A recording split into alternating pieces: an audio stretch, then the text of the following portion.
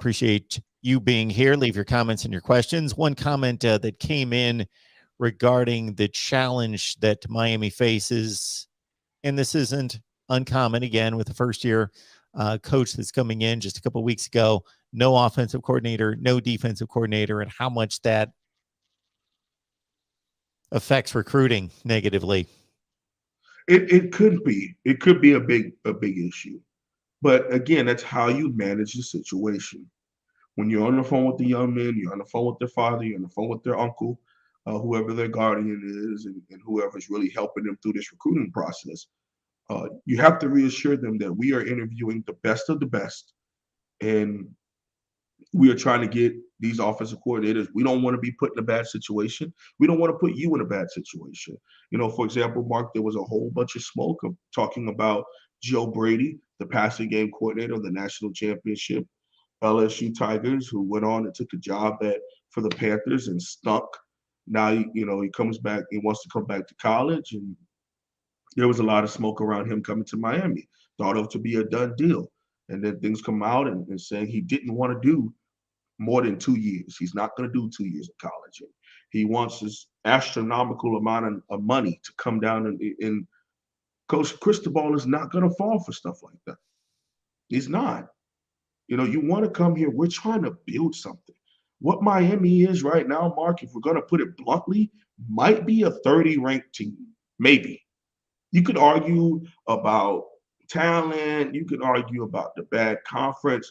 Until proven otherwise, Miami has not, year in and year out, dominated the Coastal. So what does that say about us? Okay, you can blame coaches, you can blame situational players. You look at it at face value with the quality of players that are on the team right now. Miami is in the range of 25 to 30. It's going to take more than a week. It's going to take more than 6 months to change the mindset of the kind of young men who can change your program to view your program in a different light. It's going to take time. And it's going to take coaches to view us differently. It's going to take a little bit who want to come here and be a part of the staff and be a part of the rebirth of a Miami football program. Okay, so it's gonna get good, and I'm happy about being able to foresee and project into the future. But still, it's gonna take a little bit to flip things here. So I understand people getting a little frustrated about not having commits, not having an offensive coordinator, not having a defensive coordinator. But I honestly think that comes from them having early signing day smack dab in the middle of us doing interviews, okay, while we're also in recruiting heaven. And a lot of these young men aren't coming to Miami right now. So it could just speed up the frustration process because I want to brag about this guy coming to Miami. I'm tired of seeing all the crystal balls of Niger League and this player here and that player here picking Miami. I want them to actually pick Miami and let's start rolling with commitments. All I'm saying is let's give Coach Cristobal a little bit of time, y'all. We're going to get some people tomorrow. We're going to get some people Thursday. We may get some people Friday. I'm willing to hold on until February when Mark he's truly able to recruit these young men. First off, he'll have a staff. He'll have to have a staff. Why? Because we got spring ball. Okay, so he's gonna have his staff. He's gonna have his strength and conditioning staff and nutrition programs already set up. All right. So we're gonna have to have all those things set up. Then we get the month of January to try to get more visits in for people who had not taken official visits or non-official visits or been on campus. Now we can sit you down with Charlie Partridge, Shamar Stewart. Let's put a name on it. Shamar Stewart, 5-star defensive end. Come in, and now you're sitting there, you're looking at the strength and conditioning coach. He has on that U polo. You're looking at Charlie Partridge. He has on that U polo. You got Coach Cristobal. He has on that official U polo. And we're all in there talking to you about what we're going to do. We got your academic advisor sitting right here. This is what we're going to do. This is how we're going to get you in. Well, this is what the programs that we got our freshmen in. This is the dorm that you're going to be in. So now you don't have to pretend and just go back on faith of what we're saying. All of this stuff is right here in front of you. You can feel it. You can see it.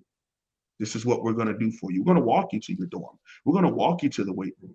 We're going to have you sit here and watch our players go through the new strength and conditioning program and see how it's going to feel.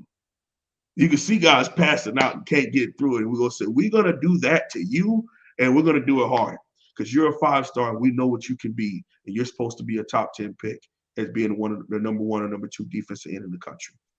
Okay. It's different for these young men, Mark, when they can actually see it and they can actually know this is what I'm going to have. So I'm giving him up until February when he can put that staff together. He can properly recruit, and he can also, match make with the players and the coaches, and they can see it and sit down and watch our guys go through practices and things of that nature. So I'm giving him about 8 weeks or so.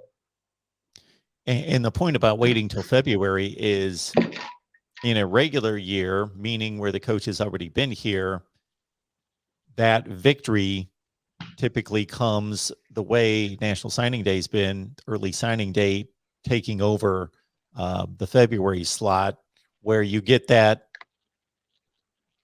name to paper on Wednesday, Thursday, or Friday of this week. But for this particular year, a victory, the indication of what a victory is this week in certain cases is not necessarily that Miami's going to be able to sign those guys, to your point, but that they didn't sign anywhere else, that Cristobal was able to get them to consider and not go to Bama, Georgia, fill in the blank, wherever, and make that decision this week. But they are so strongly considering Miami that they're waiting, and they're Right. going. They want more information, and they want to talk more, and they want to think about it more. Absolutely. It's big. And like I said, Mark, that's a big W. That's a big W. I've been saying it for weeks. If we can get them to hold off into February, and all of them we won't, and that's okay. I understand. Like I said, this is what I do. So there's a chance that some of these people have already built that relationship, Mark. They've already yeah, I know you put it on my emotion strings, but I've already made a connection with the cornerbacks coach at Bama. I've already made a connection with the linebackers coach at Georgia. Now, the question might be, is he going to take a different job too? Because, he just had somebody hired from within there to replace Coach Cristobal up at Oregon. So, a lot of that stuff it works itself out in some instances. Make sure your stuff is in order, but usually it works itself out over time. I don't know if you've had a chance to check out the tape on this Kevin Coleman, but Miami seems to be he's St. Louis, Missouri. If for those of you who are unaware, wide receiver, 4th ranked in the country, top 50 player, regardless of position, highly rated, and everybody wants him, but he's looking at seems like Miami and Florida State are the most prominent on his list. Yeah, they we're the ones going back and forth for him right now. Here's the thing, Mark. We did a live film eval last night, something I hadn't done in a while. Why? Because recruiting wasn't a big thing on the channel because we suck. So it was no one cared. Okay, no one cared. It wasn't anything to recruit. It wasn't much to talk about. No one was really having anything to say about Miami. And so there's that. I watched this film last night, and it was honestly really impressive. The only thing I will say is you do have to have the conversation about competition and who they're going up against. And it's not something that you say as far as to demean the young man, but it's just something to have in the back pocket, because in all honesty, it's a valid question. I turn on film and I see some of these corners and I'm like, they're not playing Power 5 football. But one of the things they say in the NFL evaluation is too, when I turn on the film, if you're big time and you play at a small school, I shouldn't even need to know your number. I know your name. I should be able to turn on the film and say, "Oh, that must be him," because he's dominating the game, and that's what you would say about Coleman, man, flying. Mark, it had a lot of the feel of former borderline 5-star, 4-star player Jeff Thomas. Jeff Thomas was moving like that. So this is that's definitely one of the players that came to mind when we were evaluating the film live last night, and it was super exciting to see him, man. I had never watched him before, and it was a new name that popped up, and everybody was like, "Holson, you got to go over this. You got to go over this." So I watched him. I like him. I think it would be a great addition, and I think that could be one of those surprises. Mark, because every year it's a surprise. 2013, one of the biggest surprises you see um, was Stacey Coley back in 2013. He was known number 4 wide receiver in the country. He was going up to Tallahassee. Al Golden pulled on those emotion strings strong enough. What did he do? He picked Miami.